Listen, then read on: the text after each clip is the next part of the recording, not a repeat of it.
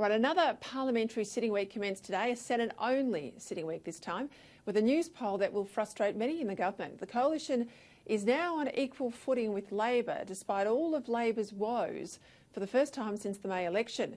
Joining me now from Canberra to discuss tonight's political headlines is the political editor for The Australian, Shanahan. Dennis, thank you for your time. Let's start with news poll. A bit agnostic, I have to say, about polling in recent elections here and overseas. But look, this is a shift I suspect Labor didn't anticipate. There's been a movement away from the coalition. One Nation has picked up a vote. There's been a drop in the Greens' support. I'd have to say, inside the coalition, my read of these numbers, that it's the National Party that's causing the government, the Liberal Party, some strife. Peter, I think this is a pretty natural shift. It is only a small shift.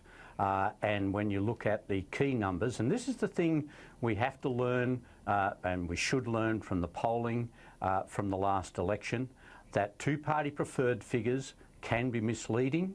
They are national figures, they are calculations, and there is no way anyone who is, even if they nominate what their second preference is, who they will know who the candidate is in their electorate. So the two-party preferred figure, while it's a very handy figure to have and normally isn't too far out, has to be taken with a large grain of salt. The far more important figures in the news poll over the years have been the primary vote and the preferred Prime Minister. And the primary vote, as you correctly point out there... There's been a move away from the government, yeah. Yes, now it's the important points here are still the government has a primary vote with a 4 in front of it, and Labor has a primary vote with a 3 in front of it. And of course, we're 6 months away from the election now. People are starting to get a bit grumpy with the government, and particularly over the drought and drought assistance. And so you would expect areas where Pauline Hanson has been campaigning in Queensland for her to pick up support for One Nation. It's a natural thing to occur at this stage in the cycle. That's exactly what's happened. And it's just the same as when Labor's vote goes up, the Greens' vote goes down. When the Greens' vote goes up, Labor's goes down. When One Nation goes up, the Coalition's goes down. So I think that if I was in the Coalition, I certainly wouldn't be panicking. And in fact, I wouldn't be looking too closely at the opinion polls, and certainly if I was in the Labor Party, I wouldn't be taking a great deal of notice at polls now. When Anthony Albanese says it's 2 full years, even if the election is in December, the year after next, it is still 2 full years from an election, and only troublemakers will take heart with Albanese's personal standings and standing in preferred Prime Minister. We've seen this happen before. Troublemakers use the polls well out from an election to make trouble. I think that the polls are behaving exactly as you would expect at this stage in the cycle, and with certain problems that the government's having with drought assistance. And just on that point, don't forget that when people are rung up and asked about who they're thinking of voting for, the name of the party at their front of mind will be the name of the party that has had the most publicity in the last couple of weeks. And even if it's bad publicity, it will put Labor at the front of people's minds. The other thing that can be occurring now is that people are realising, it takes a long time to pick this up, that Bill Shorten is no longer the leader of the Labor Party. And that, I think, will have a positive impact on Labor's primary vote. It's suppressed, that is, Bill Shorten's unpopularity suppressed the party vote. Labor now admits this. And all the arguments about how it was built in and factored in and people really weren't going to take much more away from the Labor vote, it did. It did take away from the Labor vote. The Labor review has shown that. And what we now have to see is that people are starting to realise Bill Shorten's not there. The Labor Party's vote will improve over time.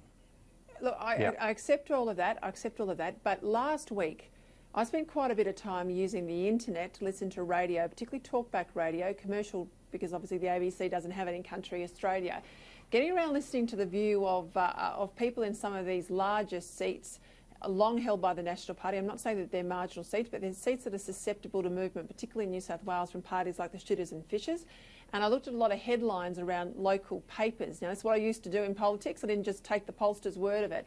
And I could see last week that the National Party is struggling in some areas, particularly in New South Wales and Queensland.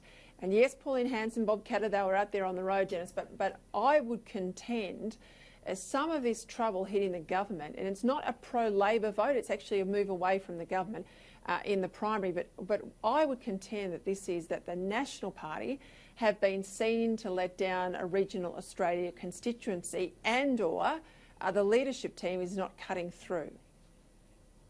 I think that's exactly right, Peter. Look, I spent a few days last week actually in the bush, out in the wind and the heat, and talking to people, and it was clear that the National Party has a problem.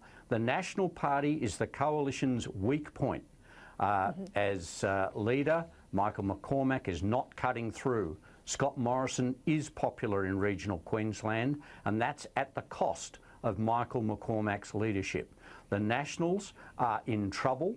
They are going to have to assert themselves. And when it is seen to be Scott Morrison who's going out and assisting in drought-affected areas, when it's Scott Morrison who's going to the bushfire areas, this all helps Scott Morrison, but it doesn't help the Nationals.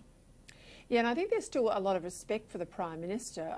I'd have to say I think some of his government, some of his front bench need to be more visible if they're landing blows and getting things through and getting policy moving as they promised they would 6 months ago.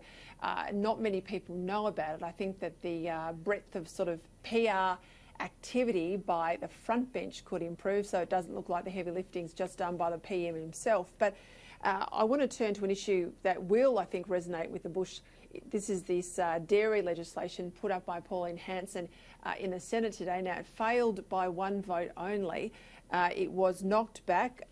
Corey Bernardi supported the coalition, the South Australian Independent, Corey Bernardi, but Jackie Lambie voted with Labor, the Greens, and of course One Nation, and it was to set a floor price for milk, and so that dairy farmers could be guaranteed of a certain figure. Now, it would be the ACCC in this legislation as proposed by One Nation that would set the floor price, but these are the sort of things that we'll turn the page over tomorrow in the newspapers in the cities, but it'll have huge ramifications, I think, in dairy areas, particularly in Queensland, for the LNP.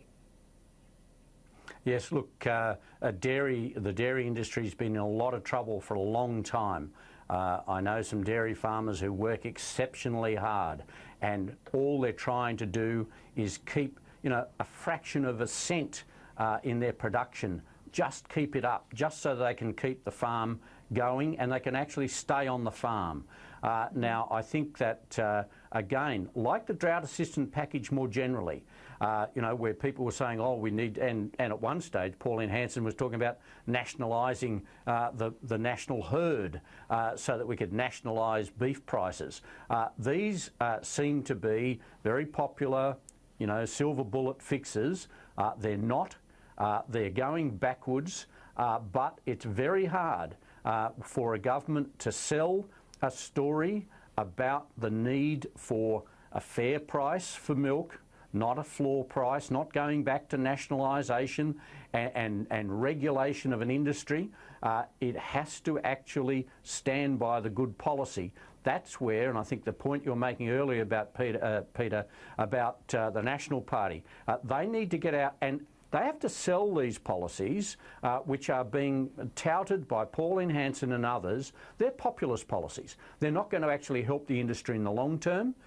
There are some people who are struggling to stay in the industry, and quite frankly, there'll be people who will fall out of the industry. But the National Party has to get back to the stage where it can argue for reforms and changes which are necessary to keep an industry alive, to keep consumer prices low and ensure that the industry survives. Now, these are big asks, and when you don't have the talent to do it and you're facing some pretty staunch critics, both in the One Nation and the Senate and the opposition and amongst the media, then you really have to sharpen your act. And at this stage, there's no sign that the National Party have sharpened their act sufficiently.